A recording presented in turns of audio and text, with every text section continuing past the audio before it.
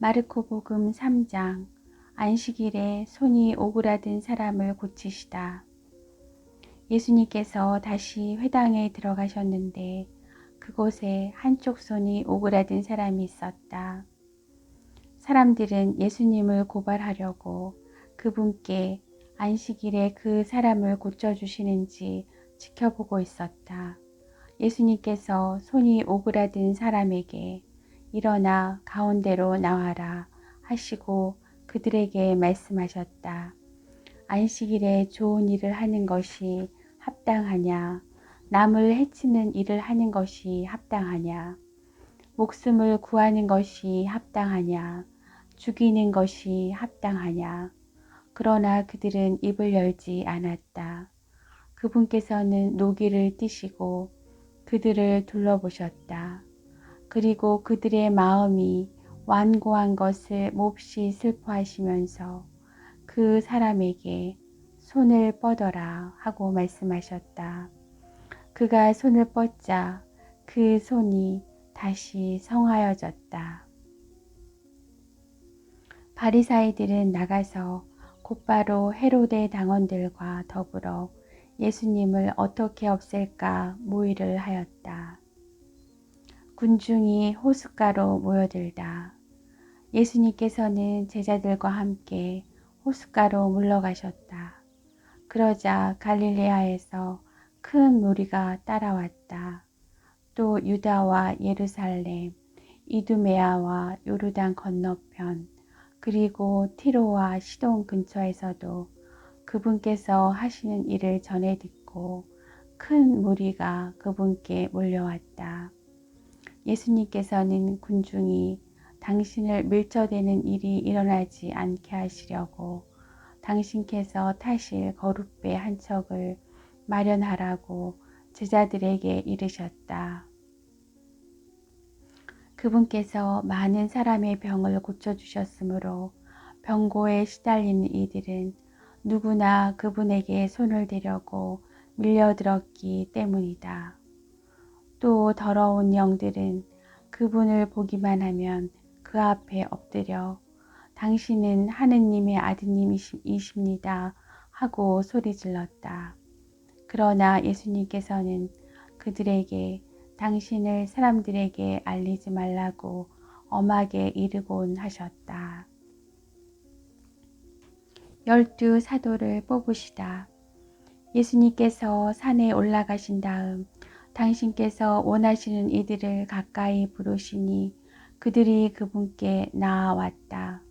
그분께서는 12를 세우시고 그들을 사도라 이름하셨다. 그들을 당신과 함께 지내게 하시고 그들을 파견하시어 복음을 선포하게 하시며 마귀들을 쫓아내는 권한을 가지게 하시려는 것이었다. 이렇게 예수님께서 12를 세우셨는데 그들은 베드로라는 이름을 붙여주신 시몬, 천둥의 아들들이라는 뜻으로 보아네르게스라는 이름을 붙여주신 제베데오의 아들 야고보와 그의 동생 요한, 그리고 안드레아, 필립보, 바르톨로메오, 마테오, 토마스, 알페오의 아들 야고보, 타데오, 열혈당원 시몬, 또 예수님을 팔아넘긴 유다 이스카리옷이다. 예수님과 베엘제불. 예수님께서 집으로 가셨다. 그러자 군중이 다시 모여들어 예수님의 일행은 음식을 들 수조차 없었다. 그런데 예수님의 친척들이 소문을 듣고 그분을 붙잡으러 나섰다. 그들은 예수님께서 미쳤다고 생각하였던 것이다. 한편 예루살렘에서 내려온 율법 학자들이 그는 베엘제불이 들렸다고도 하고 그는 마귀 우두머리의 힘을 빌려 마귀들을 쫓아낸다고도 하였다. 그래서 예수님께서는 그들을 부르셔서 비유를 들어 말씀하셨다. 어떻게 사탄이 사탄을 쫓아낼 수 있느냐? 한 나라가 갈라서면 그 나라는 버텨내지 못한다. 한 집안이 갈라서면 그 집안은 버티어내지 못할 것이다. 사탄도 자신을 거슬러 일어나 갈라서면 버티어내지 못하고 끝장이 난다. 먼저 힘센 자를 묶어놓지 않고서는 아무도 그 힘센 자의 집에 들어가 재물을 털 수 없다. 묶어놓은 뒤에야 그 집을 털 수 있다. 내가 진실로 너희에게 말한다. 사람들이 짓는 모든 죄와 그들이 신성을 모독하는 어떠한 말도 용서받을 것이다. 그러나 성령을 모독하는 자는 영원히 용서를 받지 못하고 영원한 죄에 매이게 된다. 이 말씀을 하신 것은 사람들이 그는 더러운 영이 들렸다고 말하였기 때문이다. 예수님의 참 가족. 그때에 예수님의 어머니와 형제들이 왔다. 그들은 밖에 서서 사람들을 보내어 예수님을 불렀다. 그분 둘레에는 군중이 앉아 있었는데 사람들이 예수님께 보십시오. 스승님의 어머님과 형제들과 누이들이 밖에서 스승님을 찾고 계십니다. 하고 말하였다. 그러자 예수님께서 그들에게 누가 내 어머니고 내 형제들이냐 하고 반문하셨다. 그리고 당신 주위에 앉은 사람들을 둘러보시며 이르셨다. 이들이 내 어머니고 내 형제들이다. 하느님의 뜻을 실행하는 사람이 바로 내 형제요, 누이요, 어머니다. 마르코복음 4장 씨 뿌리는 사람의 비유. 예수님께서 다시 호숫가에서 가르치기 시작하셨다. 너무 많은 군중이 모여들어 그분께서는 호수에 있는 배에 올라앉으시고 군중은 모두 호숫가 무태 그대로 있었다. 예수님께서 그들에게 많은 것을 비유로 가르치셨다. 그렇게 가르치시면서 말씀하셨다. 자, 들어보아라. 씨 뿌리는 사람이 씨를 뿌리러 나갔다.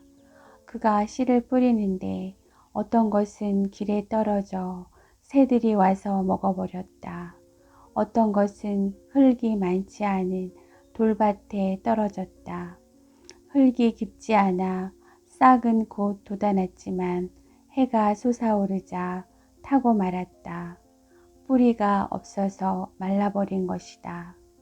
또 어떤 것은 가시덤불 속에 떨어졌는데 가시덤불이 자라면서 숨을 막아버려 열매를 맺지 못하였다. 그러나 어떤 것들은 좋은 땅에 떨어져 싹이 나고 자라서 열매를 맺었다. 그리하여 어떤 것은 30배, 어떤 것은 60배, 어떤 것은 100배의 열매를 맺었다. 예수님께서는 이어서 말씀하셨다. 들을 귀 있는 사람은 들어라. 비유로 말씀하신 이유. 예수님께서 혼자 계실 때 그분 둘레에 있던 이들이 12 제자와 함께 와서 비유들의 뜻을 물었다. 예수님께서 그들에게 대답하셨다. 너희에게는 하느님 나라의 신비가 주어졌지만 저 바깥 사람들에게는 모든 것이 그저 비유로만 다가간다.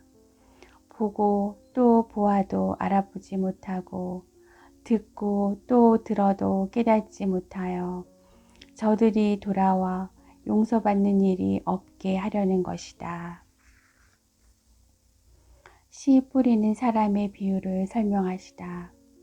예수님께서는 또 그들에게 말씀하셨다. 너희는 이 비유를 알아듣지 못하겠느냐? 그러면서 어떻게 모든 비유를 깨달을 수 있겠느냐? 씨 뿌리는 사람은 실상 말씀을 뿌리는 것이다. 말씀이 길에 뿌려지는 것은 이러한 사람들을 두고 하는 말이다.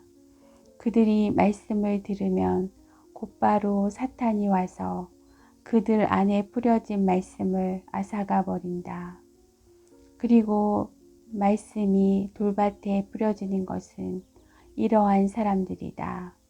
그들은 말씀을 들으면 곧 기쁘게 받는다. 그러나 그들에게 뿌리가 없어서 오래가지 못한다. 그래서 말씀 때문에 환난이나 박해가 일어나면 곧 걸려 넘어지고 만다. 말씀이 가시덤불 속에 뿌려지는 것은 또 다른 사람들이다. 이들은 말씀을 듣기는 하지만 세상 걱정과 재물의 유혹과 그 밖에 여러 가지 욕심이 들어가 그 말씀의 숨을 막아버려 열매를 맺지 못한다. 그러나 말씀이 좋은 땅에 뿌려진 것은 이러한 사람들이다.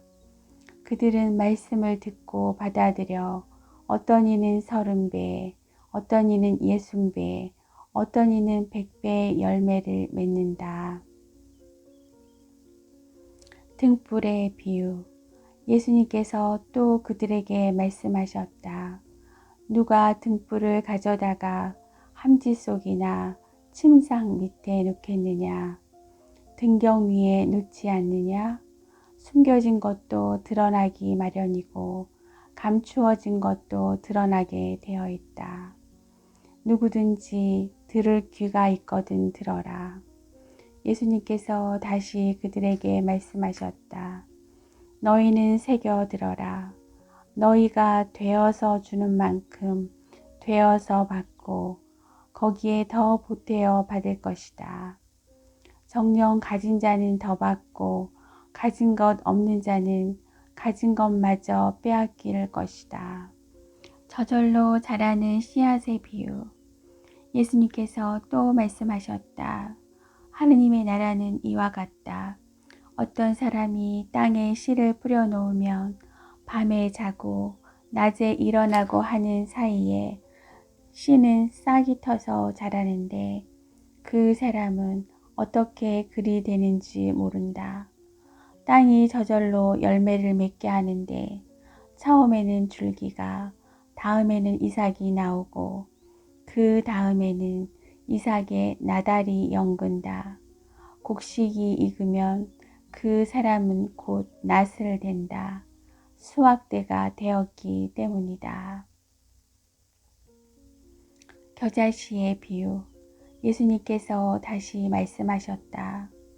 하느님의 나라를 무엇에 비길까? 무슨 비유로 그것을 나타낼까? 하느님의 나라는 겨자씨와 같다. 땅에 뿌릴 때에는 세상의 어떤 씨앗보다도 작다.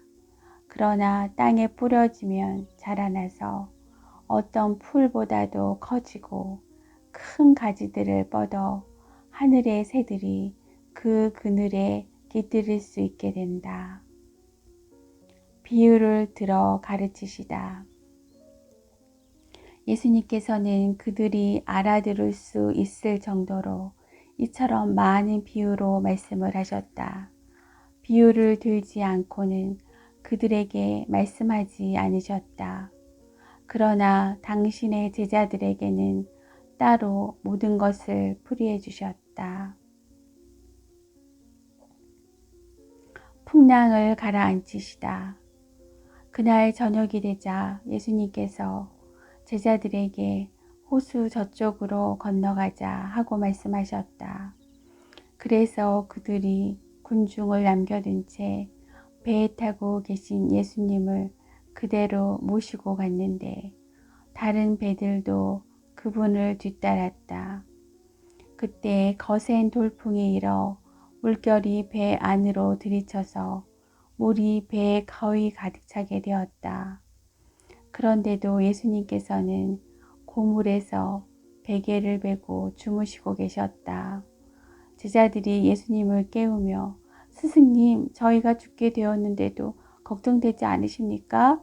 하고 말하였다.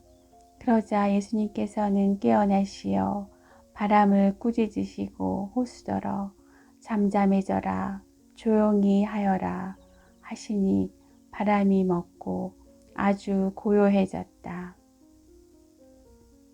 예수님께서는 그들에게 왜 겁을 내느냐, 아직도 믿음이 없느냐 하고 말씀하셨다. 그들은 큰 두려움에 사로잡혀 서로 말하였다. 도대체 이분이 누구시기에 바람과 호수까지 복종하는가?